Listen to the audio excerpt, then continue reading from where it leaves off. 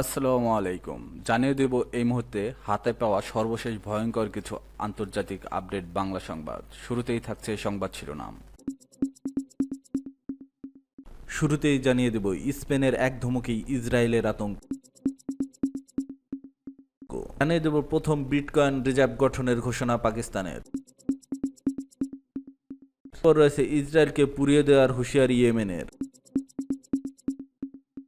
সর্বশেষ থাকছে গ্রেনেড বিস্ফোরণে রুশ বিমান কমান্ডার নিহত। এখন শুনছিলেন সংবাদ শিরোনাম, এবার বিস্তারিত। প্রিয় দর্শক, আপনি যদি এই চ্যানেলে নতুন হয়ে থাকেন, ভিডিওটি দেখতে দেখতে চ্যানেলটি সাবস্ক্রাইব করে আমাদের সাথেই থাকুন। স্পেনের এক ধমকেই ইসরায়েলে আতঙ্ক। গাজায় নির্বিচার গণহত্যা ও মানবিক অবরোধ নিয়ে বৈশ্বিক চাপের মধ্যেই ইউরোপের কেন্দ্র থেকে ভেসে এলো স্পেনের বজ্রনিনাদ। ইসরায়েলের বিরুদ্ধে পূর্ণাঙ্গ অস্ত্র নিষেধাজ্ঞা চাই, আর তাতেই কাঁপতে শুরু করছে তেল আবিব। ইসরায়েলের পররাষ্ট্রমন্ত্রী গিদেওন সারা বলেছেন, যদি এই নিষেধাজ্ঞা কার্যকর হয় তবে বিলুপ্তি ঘটবে ইসরায়েলের, ঘটবে দ্বিতীয় হলোকাস্ট। সহজ ভাষায় মধ্যপ্রাচ্যের মানচিত্র থেকে মুছে যাবে ইসরায়েল। এই প্রতিক্রিয়া শুধু আতঙ্ক নয়, ইসরায়েলের যুদ্ধনির্ভর অস্বস্তির স্বীকারোক্তি। ইসরায়েল জানে যুদ্ধ চালিয়ে যাওয়ার রসদ কিভাবে কোথা থেকে আসে, কারা দেয়, আর সেই রসদ বন্ধের হুমকি যেন তাদের অস্বস্তি সংকটের আতঙ্ক ছড়িয়ে দিয়েছে দেশটির শীর্ষ নেতৃত্বে। Middle East Eye Times of Israel. গাজায় সহিংসতা বৃদ্ধি পাওয়ার মধ্যেই স্পেন ইসরায়েলের বিরুদ্ধে অস্ত্র নিষেধাজ্ঞার আহ্বান জানিয়েছে।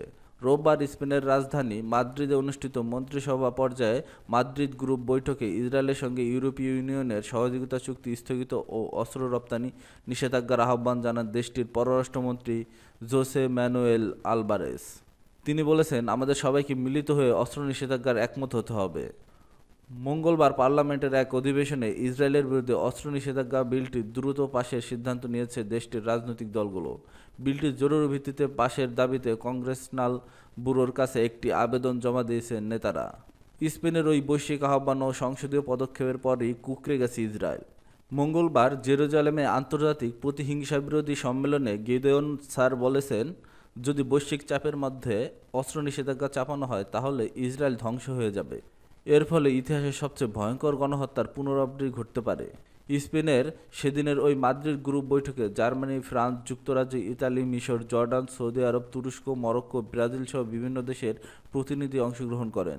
দেশগুলোর মধ্যে মাত্র কয়েকটি ইসরায়েলের কাছে অস্ত্র সরবরাহ করে থাকে। প্রথম বিটকয়েন রিজার্ভ গঠনের ঘোষণা পাকিস্তানের। পাকিস্তান সম্প্রতি অর্থনৈতিক ও প্রযুক্তিগত রূপান্তরের পথে এক সাহসী পদক্ষেপ নিয়েছে। দেশটির ইতিহাসে প্রথম কৌশলগত বিটকয়েন রিজার্ভ গঠনের ঘোষণা দেওয়া হয়েছে।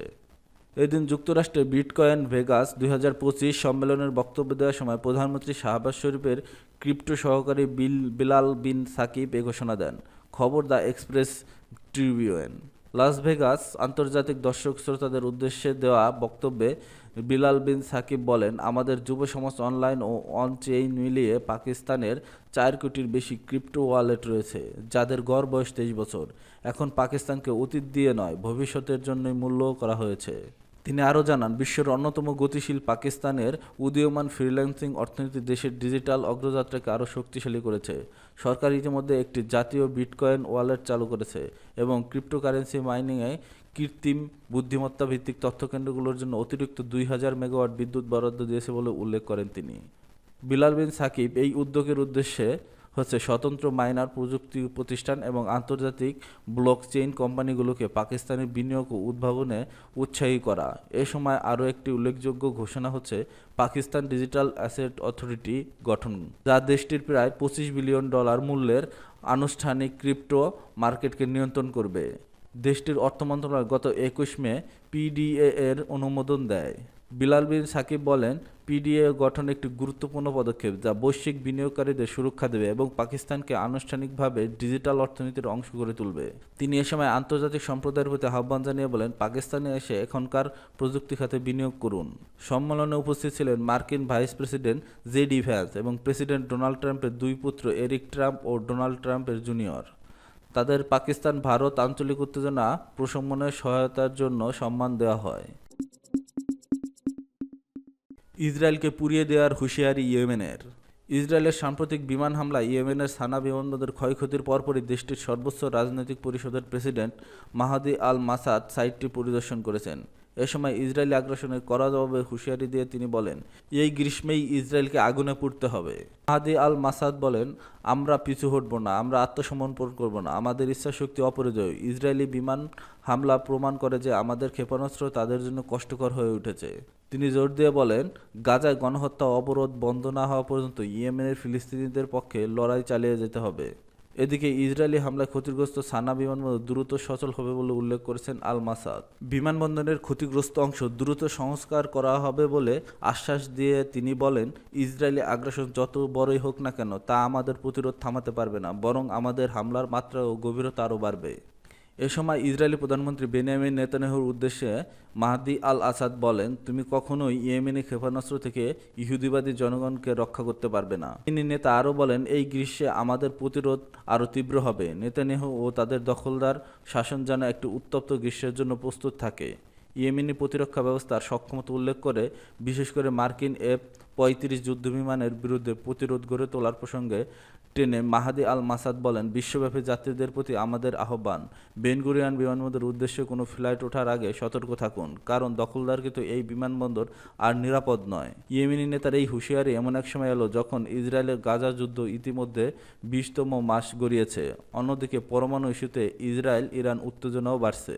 তার মাঝেই হুতি নিয়ন্ত্রিত ইয়েমেনি বাহিনীর সক্রিয় ভূমিকার কারণে মধ্যপ্রাচ্যে উত্তেজনা নতুন মাত্রা পাচ্ছে। গ্রেনেড বিস্ফোরণে রুশ বিমান কমান্ডার নিহত। ইউক্রেন যুদ্ধে অংশগ্রহণকারী ও মারিউপোল অবরোধকালে রাশিয়ার বিমান অভিযানে নেতৃত্বদানকারী সাবেক সামরিক কর্মকর্তা মেজর জাউর গুর্তুসিয়েভ গ্রেনেড বিস্ফোরণে নিহত হয়েছেন। তিনি সম্প্রতি স্ট্যাভ্রোপোল শহরের ডেপুটি মেয়র হিসেবে দায়িত্ব পালন করে আসছিলেন। রাশিয়ার রাষ্ট্রীয় বার্তা সংস্থা তাসের বরাতে মেহের নিউজ জানিয়েছে, বুধবার রাতে একটি আবাসিক এলাকায় গ্রেনেড বিস্ফোরণে দুজন নিহত হন। তাদের একজন ছিলেন গুর্তুসিয়েভ। স্ট্যাভ্রোপোল অঞ্চলের গভর্নর ভ্লাদিমির রোভ এ ঘটনাকে একটি অন্ধকারের দুর্ঘটনা হিসেবে উল্লেখ করেছেন। তিনি বলেন, সব সম্ভাবনা খতিয়ে দেখা হচ্ছে, এমনকি ইউক্রেনীয় নাৎসিদের দ্বারা সংগঠনীয় সন্ত্রাসী হামলার আশঙ্কা রয়েছে। রাশিয়ার আইন প্রয়োগকারী সংস্থাগুলোর হত্যা ও অবৈধ অস্ত্র চোরাচালান সংক্রান্ত একটি ফৌজদারি মামলার তদন্ত শুরু হয়েছে। রাশিয়ার তদন্ত কমিটির প্রধান আলেকজান্ডার বাস্ত্রিকিন আঞ্চলিক কর্মকর্তাদের তদন্ত অগ্রগতির বিস্তারিত প্রতিবেদন দেওয়ার নির্দেশ দিয়েছেন। এদিকে সংশ্লিষ্ট একটি সিসিটিভি ফুটেজে রাশিয়ার আইনশৃঙ্খলা বাহিনী সংশ্লিষ্ট টেলিগ্রাম চ্যানেলগুলোতে ছড়িয়ে পড়েছে। এতে দেখা গেছে এক ব্যক্তি পার্কিং লটে অন্য একজনের কাছে গেলে একটি বিস্ফোরণ ঘটে। ধারণা করা হচ্ছে ভিডিওতে থাকা এক ব্যক্তি গুর্তুসিয়েভ হতে পারেন, যদিও সরকারি কোনো বিবৃতিতে এটি নিশ্চিত করা হয়নি। টাইম অফ হিরোজ নামক একটি সরকারি কর্মসূচির অধীনে যুদ্ধবাজদের বেসামরিক প্রশাসনের রূপান্তরের অংশ হিসেবে মেজর জাওর গুর্তুসিয়েভ 2024 সালের সেপ্টেম্বরে স্ট্যাভ্রোপোল প্রথম ডেপুটি মেয়র হিসেবে নিয়োগ পান। তার জীবনী থেকে পাওয়া তথ্য অনুযায়ী তিনি 2022 সালে মারিউপোল অবরোধে বিমান অভিযানের সমন্বয় করেন। সেখানে তিনি ক্ষেপণাস্ত্র নির্দেশনা প্রযুক্তি উন্নয়নের মাধ্যমে নিখুঁতভাবে আঘাত হানা ও দক্ষতার উৎকর্ষতা বাড়িয়েছে বলে দাবি করা হয়েছে।